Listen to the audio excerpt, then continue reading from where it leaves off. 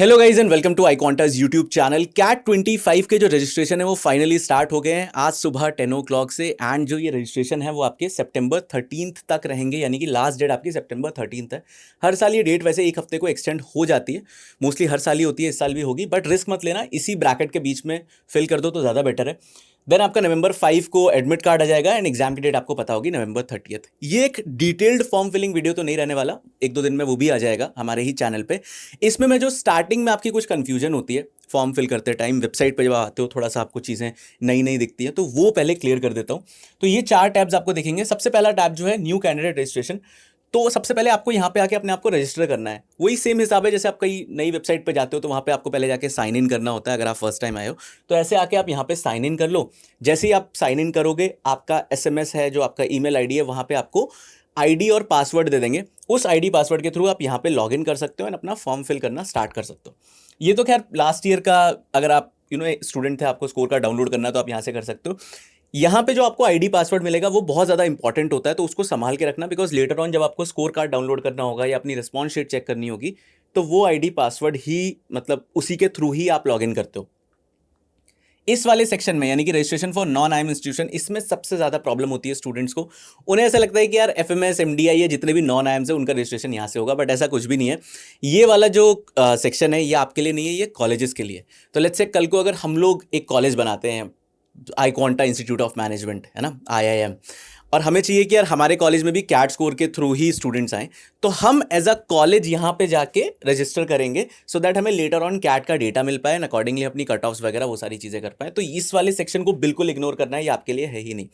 अभी आपको क्या क्या डॉक्यूमेंट्स की रिक्वायरमेंट पड़ेगी, तो सबसे पहले आप जैसे ही अपना फॉर्म फिल करना स्टार्ट करते हो ना, तो अभी आपको अपनी 10th की मार्कशीट चाहिए, ना 12th की मार्कशीट चाहिए, ना ग्रेजुएशन की कोई मार्कशीट चाहिए, बिकॉज अभी आपको सिर्फ अपने मार्क्स डालने हैं। तो 10th में आपके जितने मार्क्स आए, मोस्टली स्टूडेंट्स का 10th में सीजीपीए होता है, तो आपका जो भी बोर्ड है उसका कन्वर्जन निकाल लेना। अगर आपका सीबीएसई था तो इंटू 9.5 होता है, अगर कोई और बोर्ड है तो एक बार देख लेना, आपकी मार्कशीट पे ही नीचे लिखा होता है कि उसका कन्वर्जन क्या है। अकॉर्डिंगली आप वहाँ पे मार्क्स ऑब्टेन निकाल सकते हो, टोटल तो आपको पता ही होगा, एंड वहाँ पे आपका परसेंटेज ऑटोमेटिकली ही कैलकुलेट करके आ जाता है। देन आपको अपने 12th के मार्क्स डालने हैं। ग्रेजुएशन में जो स्टूडेंट्स फाइनल ईयर में है, तो अभी तक आपका जितना सेमेस्टर का रिजल्ट आ चुका है उतने में आपका जितना भी परसेंटेज बन रहा है उतना आप वहाँ पे डाल सकते हो एंड आपको कोई भी प्रॉब्लम नहीं आने वाला। कंसीडरिंग कि नेक्स्ट ईयर अगर आपका लेट्स से जो कॉलेज है वो अगस्त से स्टार्ट होता है, उससे पहले आपकी ग्रेजुएशन कंप्लीट हो रही है। थोड़ा अगर लेट भी होता है तो वहाँ पे आप बस एक आपको कुछ एप्लीकेशन वगैरह देनी होती है तो वो हो जाता है सॉर्ट। बट अगर आप फाइनल ईयर में हो तो ही आप ये करो। अगर आप जैसे फर्स्ट या सेकेंड ईयर में हो तो आप कैट के लिए एलिजिबल नहीं हो, एग्जाम दे सकते हो बट एज इन आगे एडमिशन के लिए एलिजिबल नहीं हो, बिकॉज अभी आपसे कोई वो मार्कशीट या फिर कुछ भी डॉक्यूमेंट नहीं मांग रहा, तो आप यहाँ पे मार्क्स वगैरह डाल के एग्जाम तो दे सकते हो बट लेटर ऑन आप एडमिशन्स के लिए एलिजिबल नहीं हो। ठीक है, अब आते हैं जो सबसे ज़्यादा कन्फ्यूजन रहता है कैटेगरी वाले स्टूडेंट्स पे। कैटेगरी यानी कि जो ओबीसी वाले स्टूडेंट्स हैं, SC ST PWD जो कैटेगरी है, तो उनके सर्टिफिकेट्स का मतलब बेसिकली क्या रहता है। तो यहाँ पे ना कुछ आपको एज इन फॉर्म्स दिए हुए हैं। NCOBC का भी फॉर्म है, EWS का भी है, SC ST का भी है, इनफैक्ट एक फाइनल ईयर सर्टिफिकेट भी है। तो अगर लेट्स से अभी आप कॉलेज में हो एंड आपका जो अभी तक का जितने भी सेमेस्टर है उसका जो रिजल्ट है वो नहीं आया है, एक ही सेमेस्टर का आया है, एंड आपको ऐसा लग रहा है कि यार लेटर ऑन कहीं प्रॉब्लम ना हो ये शो करने में कि मैं फाइनल ईयर में हूँ या नहीं हूँ, वैसे मोस्टली नहीं होता है। अगर स्टिल आपको थोड़ा डाउटफुल लगता है, बिकॉज बहुत सारे केसेस होते हैं, अलग अलग कॉलेज का अलग अलग हिसाब है, तो आप ये फाइनल ईयर का सर्टिफिकेट भी फिल करा सकते हो।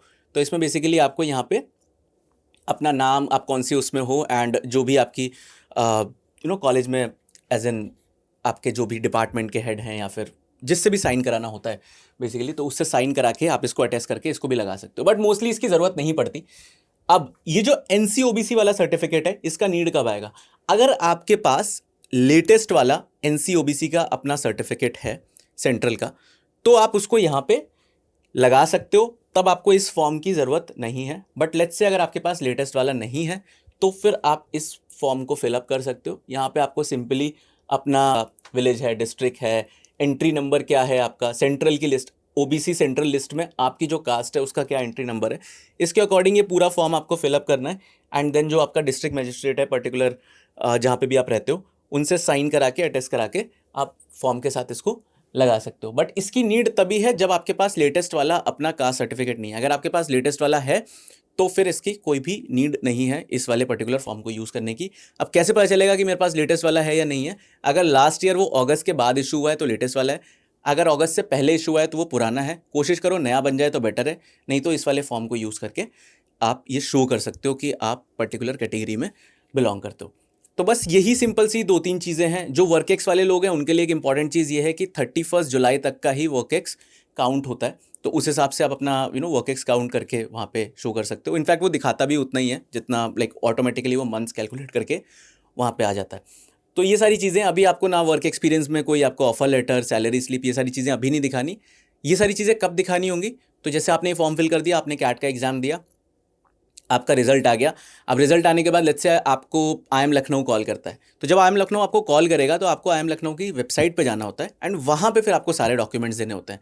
10th का भी मार्कशीट, 12th का, ग्रेजुएशन में आपके जितने भी सेमेस्टर हैं सबके मार्कशीट, देन उसके अलावा आपका जो वर्क एक्सपीरियंस है जिसमें आप लास्ट मंथ की सैलरी स्लिप दिखाओगे, ऑफर लेटर दिखाओगे, वो सारी चीज़ें आप दिखाते हो। तो सारे डॉक्यूमेंट्स की नीड इंटरव्यू के टाइम पे पड़ेगी। अभी आपको सिर्फ मार्क्स डालने हैं एंड जस्ट नंबर एक पुट कर देना है कि हाँ ये चीज़ें, एंड उसके अकॉर्डिंग आपको इंटरव्यू का कॉल आएगा। तो फॉर्म फिल करना स्टार्ट कर दो। थोड़ा आराम से टाइम लेके करना, कोशिश करो कि शांति से कर रहे हो। स्पेलिंग मिस्टेक बिल्कुल मत करना। आपका जो भी आधार कार्ड पे एंड जो आपकी 10th की मार्कशीट है उस पर आपका जो भी नेम है एग्जैक्टली वही नेम आप डालना। एक भी लेटर का अगर स्पेलिंग मिस्टेक होगा तो लेटर ऑन जाके वो प्रॉब्लम होता है। एंड सेम आपके जो फादर मदर जो भी आप नाम डाल रहे हो, मेक श्योर करना कि आप स्पेलिंग मिस्टेक बिल्कुल भी नहीं कर रहे। इसलिए आराम से शांति से बैठ के फिल करना। 13 सितंबर तक का आपका टाइम है, बहुत ज़्यादा टाइम है, बट कोशिश करो इसको डिले मत करो। अभी जो आने वाला संडे या नेक्स्ट संडे है, आराम से शांति से बैठ के आप इसको फिलअप कर देना। डिटेल जो फॉर्म फिलिंग का वीडियो है वो मोस्ट प्रोबेबली आज शाम तक, नहीं तो कल शाम तक इस चैनल पे आ जाएगा। तो मेक श्योर करो आप चैनल को सब्सक्राइब करके रखो। एंड नॉट जस्ट कैट, आगे कॉलेजेस के भी फॉर्म आएंगे एंड डिफरेंट एग्जाम्स है उनके भी रजिस्ट्रेशन स्टार्ट हो चुके हैं। इनमैट का भी स्टार्ट हो चुका है, जैट का स्टार्ट हो चुका है। तो इन सब के भी जो भी इंपॉर्टेंट वीडियोज़ हैं वो इस चैनल पर सबसे पहले आते रहेंगे। तो do subscribe to iConta YouTube channel. अभी भी अगर कुछ कन्फ्यूजन रह गया हो इस पर्टिकुलर वीडियो में, कुछ ऐसी चीज़ मैंने बोली हो जो आपको नहीं समझ आई हो, तो नीचे कमेंट कर सकते हो। All the best.